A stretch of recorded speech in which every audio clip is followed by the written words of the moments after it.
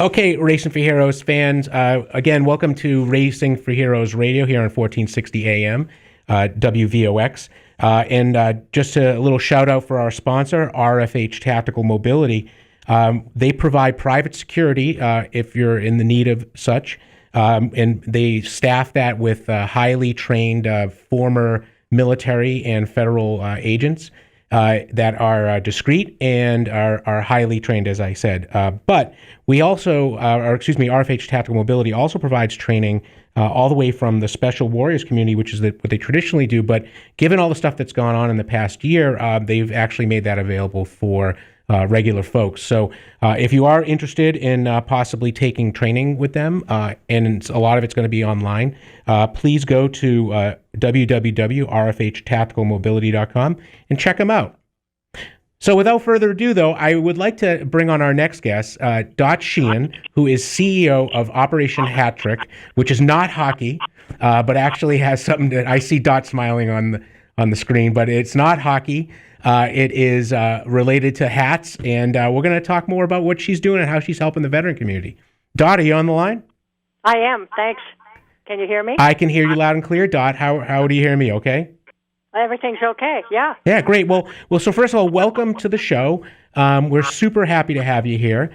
And as always, I was surprised at how many people are Dot Sheehan fans that are also Racing for Heroes fans. It was overwhelming number of emails and texts I got. They're like, Dot Sheehan's going to be on the radio?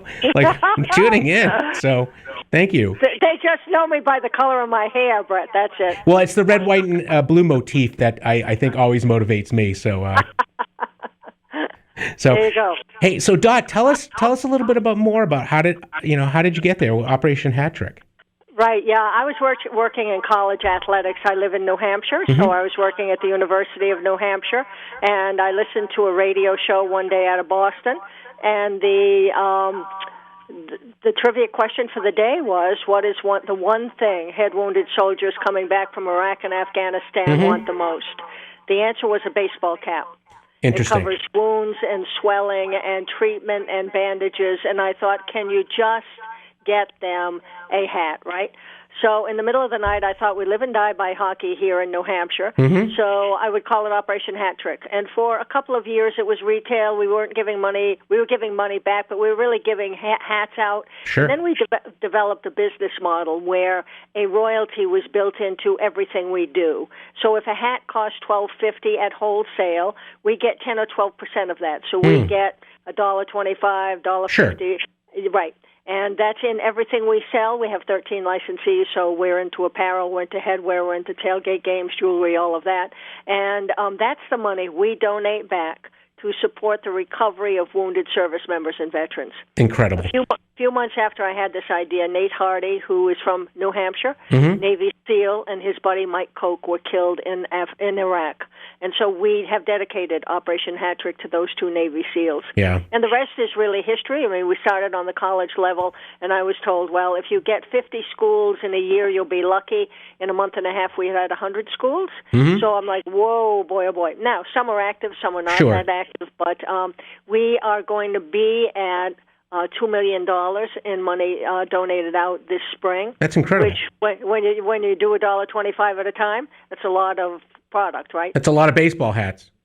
Yes, it is. That's right. Yeah. And we, when you combine the love of your country with the love of your team, your organization, your whatever, your school, it's a pretty powerful combination. It's incredible. We've been able to impact over 80 organizations, and what we do is we look for those organizations that fit our mission, and we look to do it nationwide because schools, let's say in California, don't want to know that their money they raised goes to New Hampshire. So we look for opportunities in states. We're in over 30 states right now, with the goal being 50. And that's actually an important point. And first, I just would like to tell you that Mike Koch and the Nate Hardy are actually on our tribute car. Their names are on there. So great. Every time the Racing for Heroes car goes around the track, those guys are with us in spirit as well. Yeah, so that's great.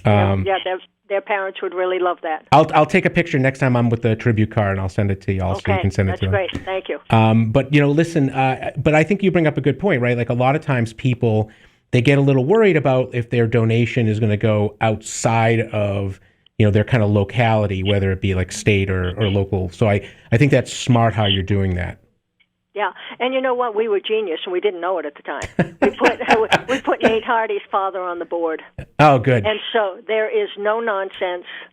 Steve makes sure that, we vet these organizations really well. Yep. And so when people say, are you legitimate? Do you have impact? Just the fact that Steve is on the board, people can assume there's no funny business going on. Right. We're relatively small, so we know where every single dollar goes.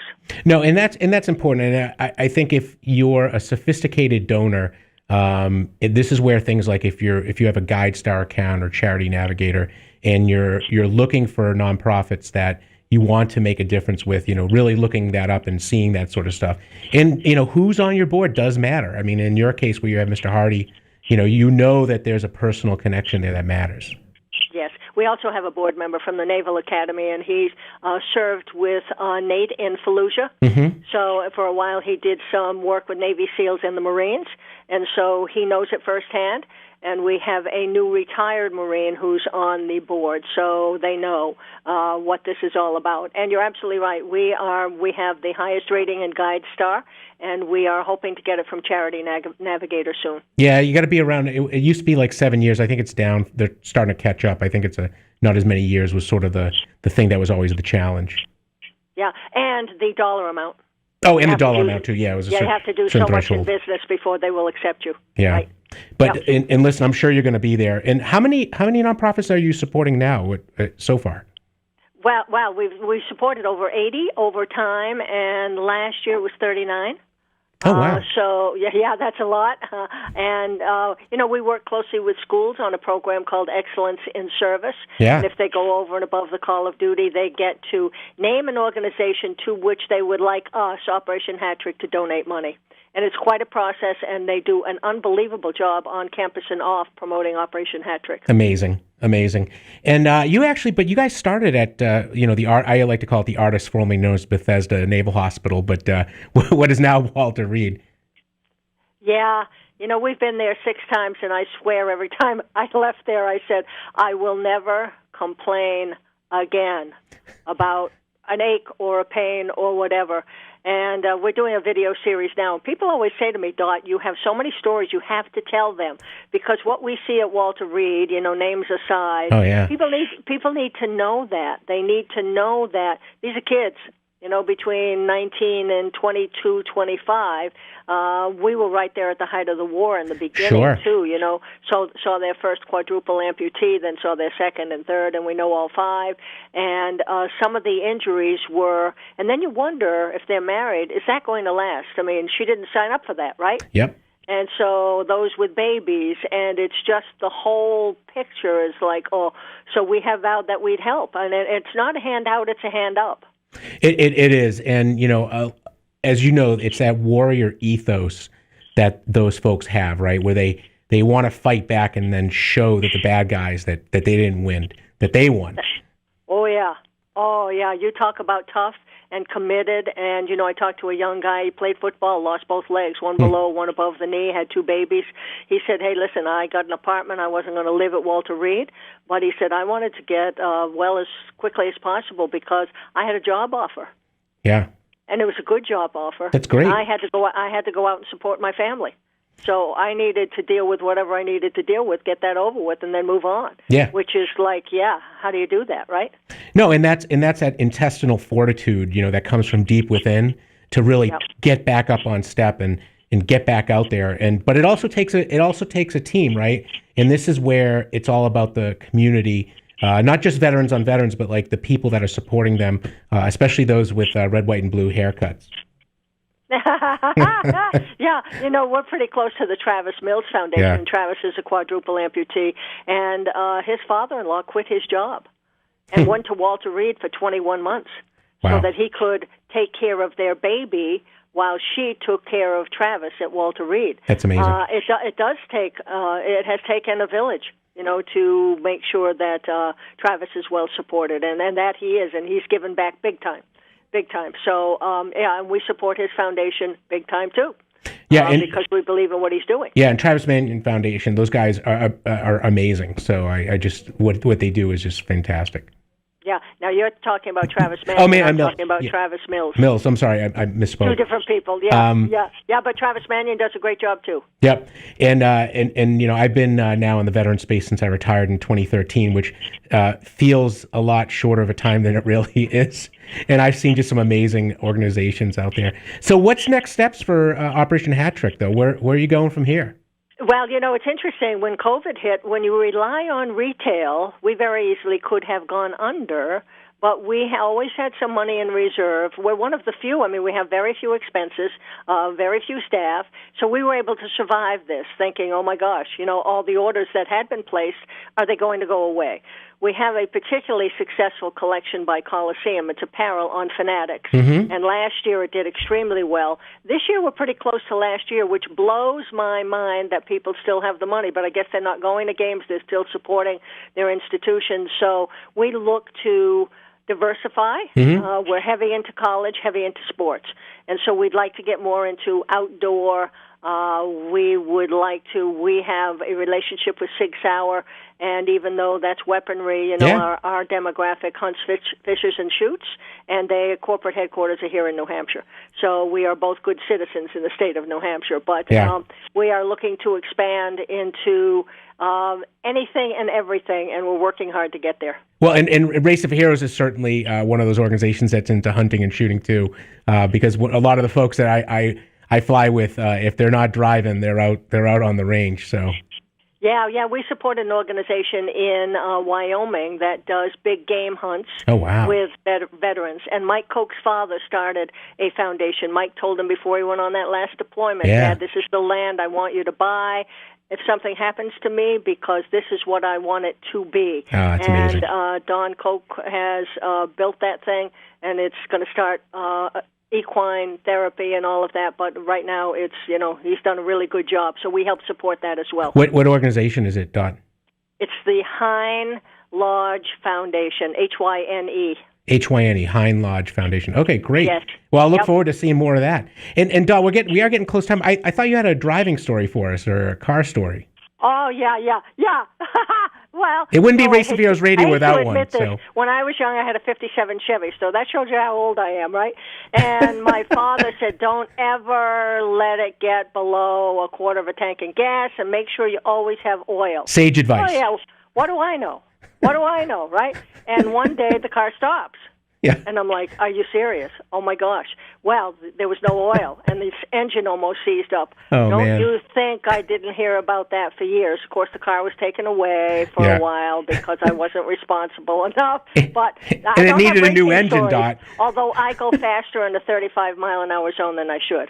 Yeah, but that, and I'm sure, and don't worry about that, though. We're not going to share that with the authorities that you go that fast. So. But but your dad must have been super happy with your 57 Chevy. So I should never have gotten rid of it. The darn thing was in pristine shape, and it, except for the engine. Yeah, it's 3 on the column, right? Oh, 3 yeah, that's really cool. Column, yeah, and that's how I learned to drive on a hill this steep. Yeah. Learned to drive standard. That was a trip too. But luckily, I know how to drive standard now, so that thing would be worth something today. I went to college with a lot of folks from New Hampshire and Vermont, and they used to say stuff like, Vermont or New Hampshire ain't flat. So trying to drive a standard on a hill is no fun. So I had to learn on my Jeep out in Western Massachusetts, and it was never fun out there either. So yeah, there you go. The hills are smaller though. But Dot, listen, thank you for everything. And if people want to know more about Operation Hat Trick, where should they go? OperationHatTrick.org. And we have a donate button and a shop now button. Those are ways that people can support us, either buy our product. Mm-hmm. And if you go to shop now, you'll find like an Amazon or a Fanatics logo. Click on that, and it will go to our product. We don't distribute ourselves, or make a donation, or wear a hat. or just support any veteran out there. It doesn't necessarily have to be us. We'd love it if it is, but there's a lot of need out there. Well, thank you, Dot, and that is our theme song, so I have to let you go. But listen, thank you very much. And Race Wheels Radio will be back next week, Friday, same time. And let's listen to the real Doug Lane a little further down the road. Thank you, Brett. Bye.